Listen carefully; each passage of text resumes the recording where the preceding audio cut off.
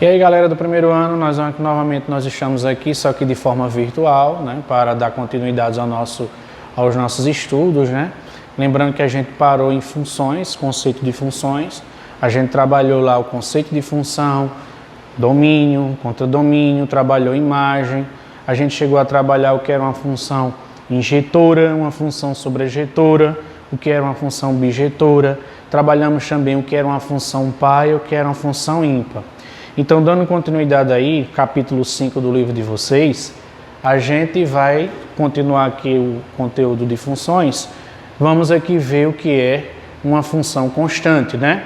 Então, acompanhando aqui o pontinho vermelho, denomina-se função constante toda função cuja lei é do tipo f de x igual a b, em que o b pertence aos reais. Observando aqui no gráfico, a nossa reta aqui vermelha, que caracteriza a função, vai ser justamente uma função constante. Ou seja, ela sempre vai passar aqui, ó, pelo b. Qualquer valor que você pegar, vamos supor que aqui seja 1, 2, 3. 1 ligado com b, 2 ligado com b. Do outro lado, vamos supor que aqui seja menos 1.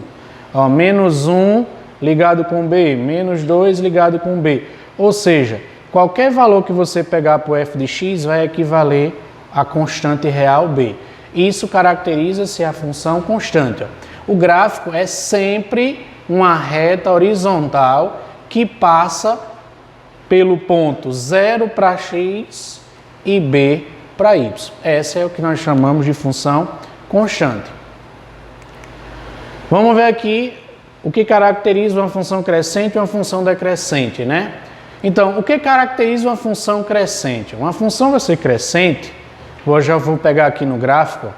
Observe aqui no gráfico do 3 até o 4, até o 8. Do 3, aqui é 3, aqui é 8. Observe que você vai aumentando, ó, 3, 4, 5, 6, 7, 8. E as imagens aqui para y, elas vão aumentando, ó. O gráfico ele vai subindo, ó. Aumenta x, aumenta y. Então, você pega um x2 maior que um x1, f de x2 vai ser maior que o f de x1. Ou seja, nós vamos ter uma função crescente. Já, por exemplo, aqui, ó, no intervalo de menos 2, fechado, até o 3, fechado. Observe que você vai aumentando aqui o x, ó, menos 2, menos 1, 0, e o nosso gráfico aqui em vermelho, ele vai caindo, ó. Ele cai até aqui, ó, ou seja, a função ela vai ser decrescente no intervalo de menos 2 até 3. Ou seja, o que vai ser uma função decrescente? Quando você tem um x2 maior que um x1, vai gerar um f de x2 menor que um f de x1. Com isso, nós vamos ter uma função decrescente. Observe aqui, ó. Você tem um x2, acompanhando o pontinho vermelho aqui, ó. Eu tenho um x2 maior que um x1. Gerou um f de x2 maior que um f de x1. Função crescente. Já aqui embaixo, ó, você pega um x2 maior que um x1 e o f de x2 ficou menor que o f de x1, nós temos aqui uma função decrescente. Resumindo, falando de forma grossa, né? Aumenta x, aumenta y, função crescente. Aumenta x, o y diminui, nós vamos ter uma função decrescente. Então, nós vimos aí o que é a característica de uma função crescente e a característica de uma função decrescente. Continuando aqui, nós vamos trabalhar com a função composta. O que é uma função composta? Observe aqui, pessoal, que eu tenho 3 diagramas, ó, diagrama A, diagrama B, acompanhando aqui o ponto luminoso vermelho, e o diagrama C. Observe que de A para B eu tenho uma função, chamei ela de f. E de B para C eu tenho uma outra função que eu chamei de g. Só que eu posso achar aqui uma função que saia diretamente de A até a função C. É o que nós vamos chamar de função composta, ou seja, é a função f de x dentro da função g. Isso é que nós vamos chamar de função composta. Vamos ver aqui a ideia, né? Vamos supor aqui, ó, Paulo, o administrador de um parque de animais selvagens, precisou fazer um levantamento do número de pessoas que visitam o parque aos domingos. Para fazer esse cálculo, ele teve que levar em consideração que cada ingresso dá direito à entrada de um veículo independente do número de passageiros. Então, o que Paulo observou? Primeiro, Paulo calculou que aos domingos entram, em média, 35 veículos no parque a cada hora. Aí ele montou a seguinte função: V de H é igual a 35H. O que significa isso? Significa que o V vai representar o número de veículos e o H vai representar o número de horas. Ou seja, o V está em função de H. O que foi que depois que Paulo fez? Depois de muitas observações e de muitos cálculos, Paulo percebeu que, em média, o número de veículos e o número de pessoas se relacionam segundo a função P de V igual a 4V, onde o P vai representar o número de pessoas e o V vai representar o número de veículos. O que Paulo quis aqui fazer, né? Vamos relacionar diretamente o número de pessoas para o número de horas. Observe que nós temos aqui o número de veículos em função de hora e nós temos aqui o número de pessoas em função do número de veículos. Essa é a função, repetindo, essa função aqui é a função do número de veículos em função das horas e aqui é a função do número de pessoas em relação ao número de veículos. Nós vamos fazer aqui uma função que calcule o número de pessoas em função das horas. Aí o que a gente faz? Eu vou colocar a função V dentro da função P, ou seja, no lugar de V aqui, ó, eu vou colocar 35 horas, ou seja, 4 vezes 35 horas, vamos ter aqui que o P em função de H vai ser P igual a 140H. Esta última função, que é P é igual a 140H, é chamada função composta de P com V, indicada por P, isso aqui é uma bolinha, né? P composta de V, ó. P composta de V. Indo aqui para os diagramas, ó. Observe que eu tenho aqui o diagrama A, né? Que é o diagrama do número de horas. Aqui nós temos o diagrama B, relacionado ao número de veículos. E aqui nós temos o diagrama o diagrama P, que é o número de quê? De pessoas. Observe que aqui, ó, é a função número de horas, número de veículos em função de horas, ó. 35 vezes 1, 35, 35 vezes 2, 70, 35 vezes 3, 105, 35 vezes H vai dar 35H veículos. Já aqui nós temos esse diagrama aqui vai ser o número de pessoas em função do número de veículos. Aí, ó, 4 vezes 35 dá 140H, 4 vezes 70 dá 280, 4 vezes 105, 420, 4 vezes 35H vai dar 140H. Então, observe que essa composta de P em relação a V, ó, com essa função aqui, você sai diretamente da função A para a função.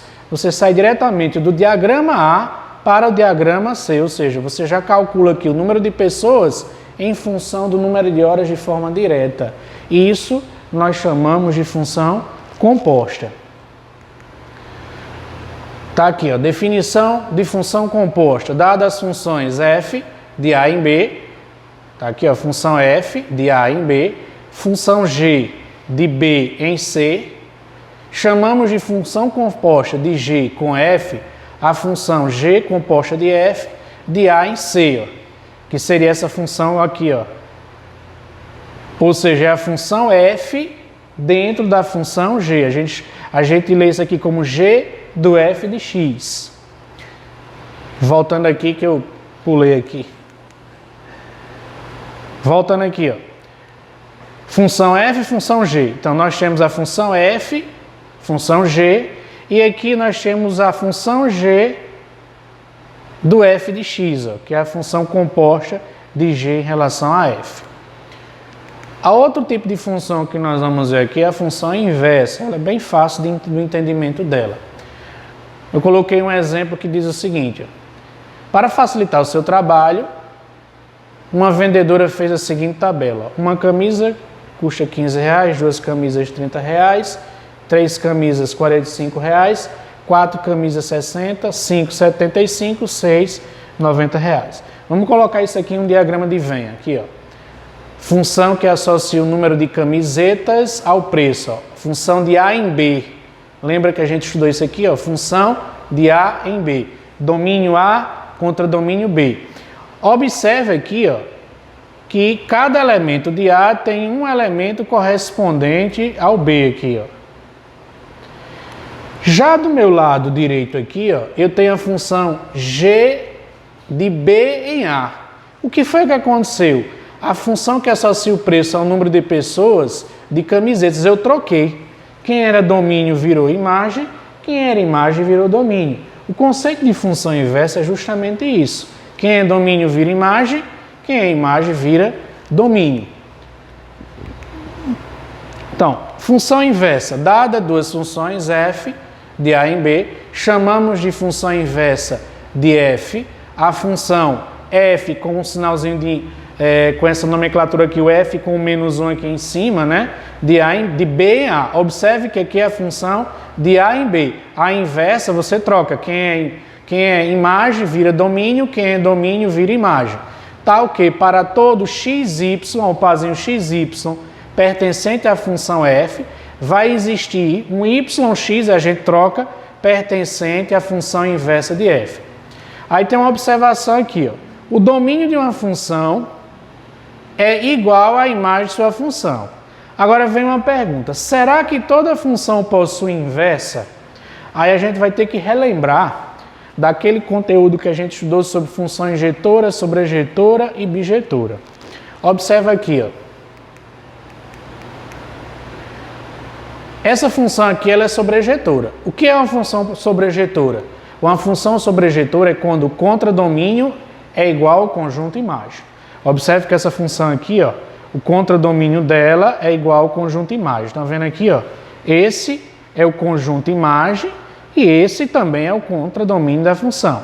Observe que se eu fizer a inversão dela, se o B aqui, ó, passar a ser A e o A passar a ser B, observe que isso aqui sendo domínio, sairia duas setinhas do domínio, deixaria de ser função.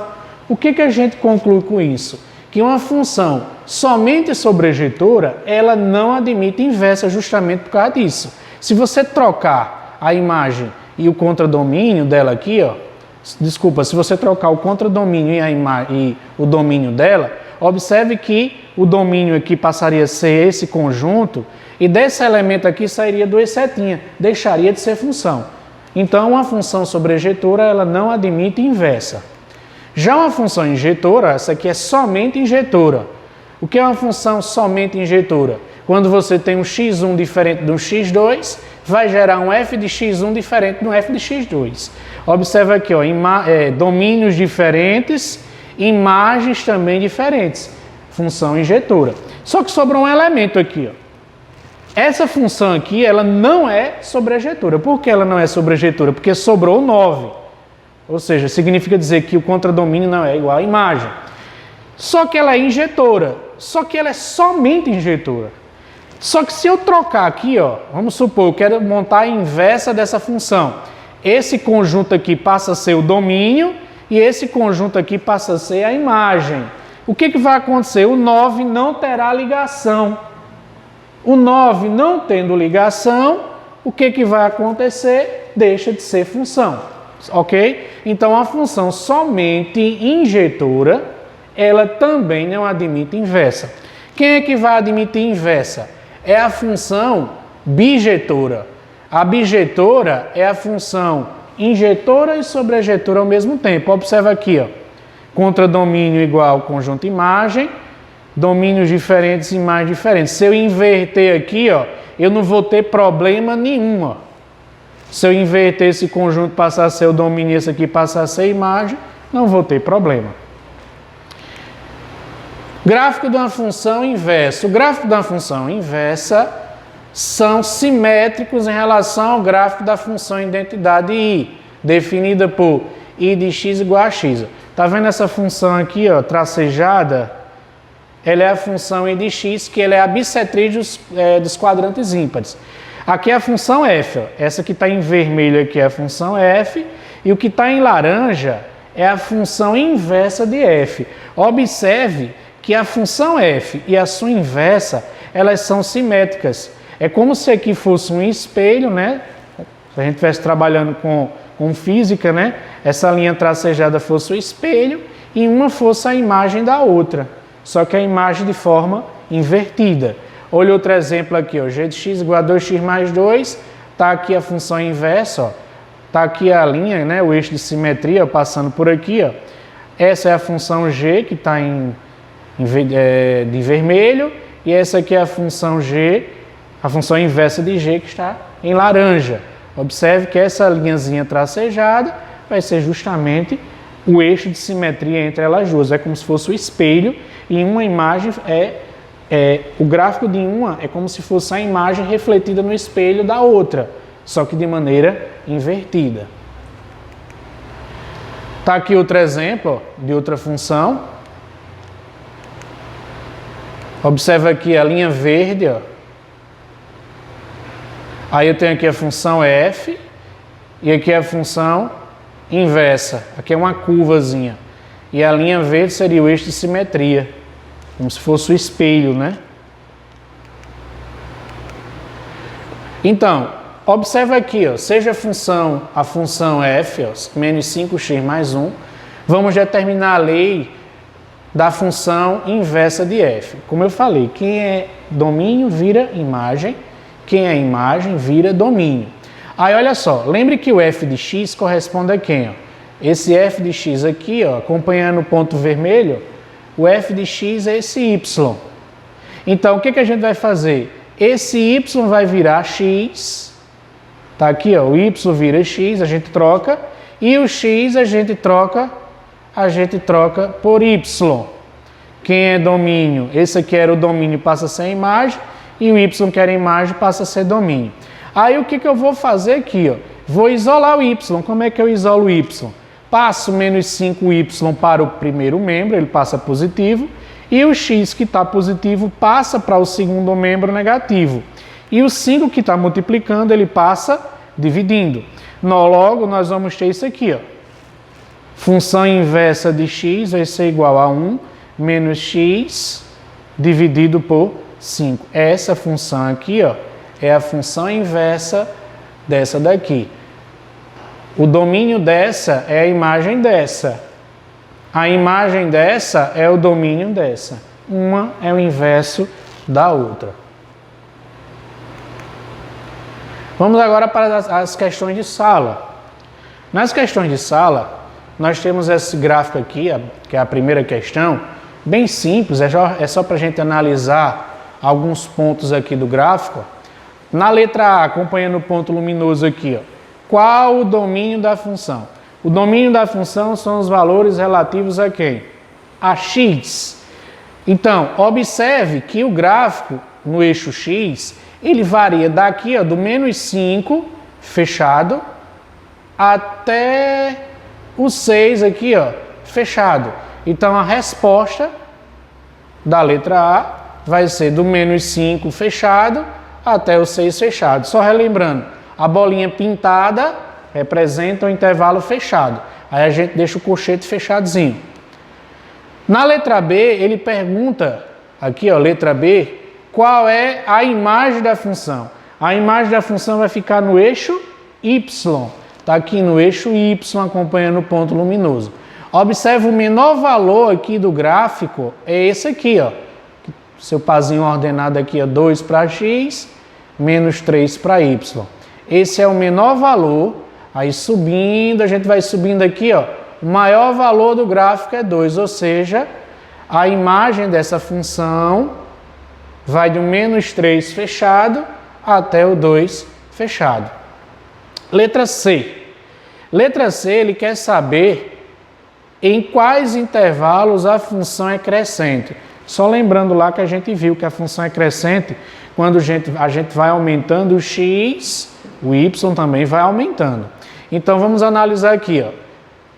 Nesse intervalo aqui o gráfico está caindo.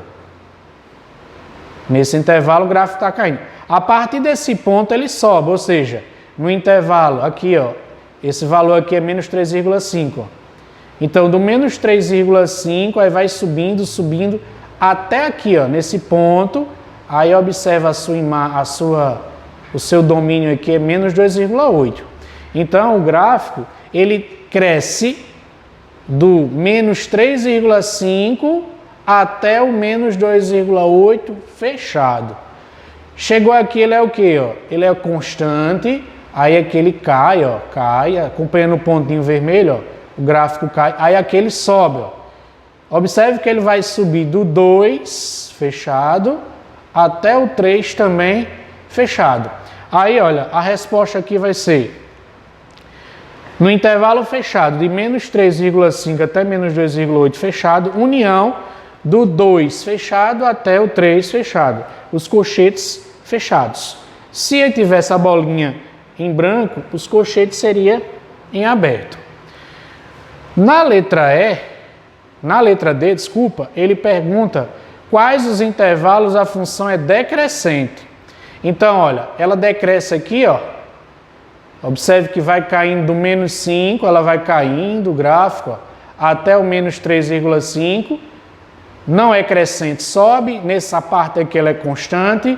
Aí daqui do menos 1 para x, ela vai caindo até aqui, ó, 2 para x. Ou seja, a função ela é crescente do menos 5, decrescente, do menos 5 até o menos 3,5, união do menos 1 até o 2, os dois valores sendo fechados. Repetindo, ó, decresce do menos 5 até o menos 3,5, decresce aqui, ó, do menos 1 até o 2 fechado. Na letra E, ele pergunta em quais intervalos a função é constante. Ó. Observe que ela é constante aqui, ó, nesse ponto aqui, ó, nesse intervalo aqui e nesse intervalo aqui. Vamos só analisar. Está aqui, ó, do menos 2,8 até o menos 1 fechado e do 3 fechado até o 6 também fechado. Aqui a resposta da letra E, do menos 2,8 até o menos 1 e do 3 até o 6 fechado.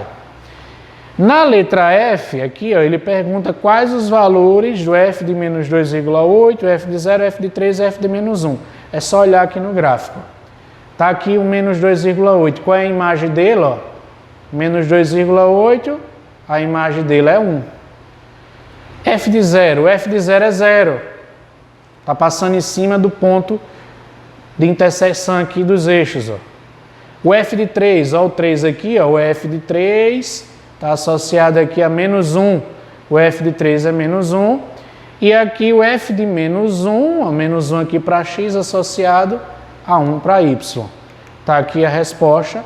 F de menos 2,8 é igual a menos 1. F de 0 igual a 0. F de 3 igual a menos 1.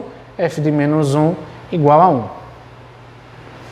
E a letra G, ele pergunta quais são as raízes. As raízes da função são os pontos onde o gráfico vai tocar o eixo x. Ou seja, ele toca aqui, ó, menos 4,5. Toca aqui, ó, no 3. No menos 3. E aqui no 0. Repetindo, ó, os pontos onde o gráfico toca o eixo x vão ser as raízes da equação. Ou da equação não, desculpa, da função aqui descrita no gráfico. Na segunda questão, diz o seguinte: dadas as funções f e g de R em R definidas por f de x igual a raiz cúbica de x mais 2 e g de x igual a x à quarta mais 3, calcule. Na letra A, ele está pedindo aqui o FOG de 0. O FOG de 0 seria o seguinte: seria a função g de 0 dentro da função f. Então, primeiro a gente calcularia a função g de 0. Ou seja, no lugar de x, a gente vai colocar o 0 na função g. Ou seja, a gente teria 0 elevado a 4 mais 3, ou seja, o g de 0 equivale a 3. Como a gente quer o f do g de 0 e o g de 0 deu 3, o que a gente vai fazer? A gente vai calcular o f de 3, ou seja, na função f a gente vai colocar o g de 0, que é 3, no lugar de x, ou seja, vai ficar a raiz cúbica de 3 mais 2. 3 mais 2 é igual a 5, ou seja, o f de 3 é igual a raiz cúbica de 5, ou seja, o f do g de 0 é igual a raiz cúbica de 5. Na letra B, a gente vai fazer a mesma coisa, só que agora ele está pedindo o GOF de menos 1. O que vai ser o GOF de menos 1? Vai ser a função f de menos 1 dentro da função g. Então, o que a gente vai fazer primeiro? A gente vai calcular o f de menos 1, colocando no lugar de x o menos 1. Aí, como é que vai ficar? Raiz cúbica de menos 1 mais 2. Menos 1 mais 2 dá 1, ou seja, a gente vai ter a raiz cúbica de 1. A gente vai achar que o f de menos 1 é igual a 1. Aí o que a gente vai fazer? No lugar da função, no lugar do 1, aqui, a gente vai substituir no x na função g. Ou seja, a gente vai ter que o g de 1 vai ser igual a 1 a quarta mais 3. 1 a quarta mais 3 dá 1. 3 mais 1 dá 4. A gente encontraria que o g de 1 é igual a 4. Só que o g de 1 vai ser justamente o g do f de menos 1. Encontramos aqui a resposta. Na letra C, a gente tem o f do f do g de menos 2. O que a gente vai fazer primeiro? Calcula o g de menos 2, acha a resposta, calcula o f da resposta e depois substitui de novo na função f. Ou seja, o que a gente vai fazer? Vai calcular primeiro o g de menos 2. Como é que vai ser o g de menos 2? Vamos colocar o menos 2 elevado a 4 mais 3. Menos 2 elevado a 4 mais 3. Menos 2 elevado a 4 dá 16. E 16 mais 3 dá 19. Encontramos o g de menos 2. Aí, no lugar de x na função f, a gente vai colocar o 19. Vamos calcular o f de 19. Como é que vai ficar o f de 19? 3. Aí 19, raiz cúbica de 19 mais 2, ou seja, eu vou ter a raiz cúbica de 21. Coloca novamente isso aqui dentro da função f. Isso é duas vezes na função f, né? Então, a gente vai calcular o f da raiz cúbica de 21. Aí, a gente vai colocar a raiz cúbica de 21 dentro da função f. Aí, vai ficar raiz cúbica, aí raiz cúbica de 21, raiz cúbica de 21 mais 2. Como não dá para somar a raiz cúbica de 21 mais 2, essa aqui já é a resposta. Ou seja, o f do g de menos 2 é igual a raiz cúbica da raiz cúbica de 21 mais 2. Está aqui a resposta da questão. Está concluída a questão 2 do livro de vocês.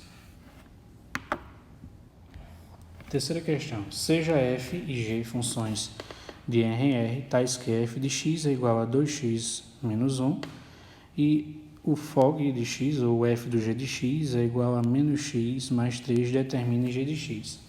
Observe que a gente tem na questão, o f, a gente tem na questão aqui, o f de x, a gente tem aqui que o f de x é igual a 2x menos 1, e temos que o fog de x, que seria o que? A função g dentro da função x, é igual a menos x mais 3, e ele está pedindo que a gente calcule a função g. Aí o que acontece? O que é a função f do g de x? É a função g de x dentro da função, g de x dentro da função f. Como a função f é 2 vezes x, a gente vai trocar esse x pela expressão g de x, ou seja, o f de g de x vai ser 2 vezes o g de x menos 1. Só que isso aqui a questão já deu, ele disse que o f do g de x é menos x mais 3, ou seja, substituímos aqui, ó, menos x mais 3 é igual a 2 vezes o g de x menos 1. E o que a gente vai fazer? Vamos isolar o g de x. Com isso, a gente vai encontrar a função g de x. Ou seja, passa o menos 1 para cá e o 2 passa dividindo. Ou seja, a gente vai ter que a função g de x vai ser igual a menos x mais 3 mais 1. Tudo isso aqui dividido por 2. O 2 ele está multiplicando, passa dividindo. Ou seja, a função g de x vai ser igual a menos x mais 4 dividido por 2. Concluída a questão.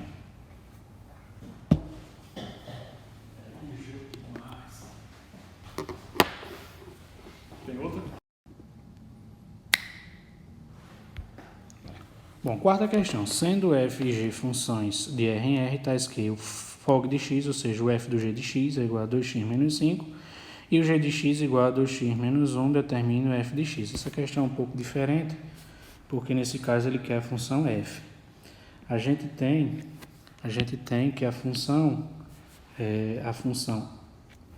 FOG de x, né?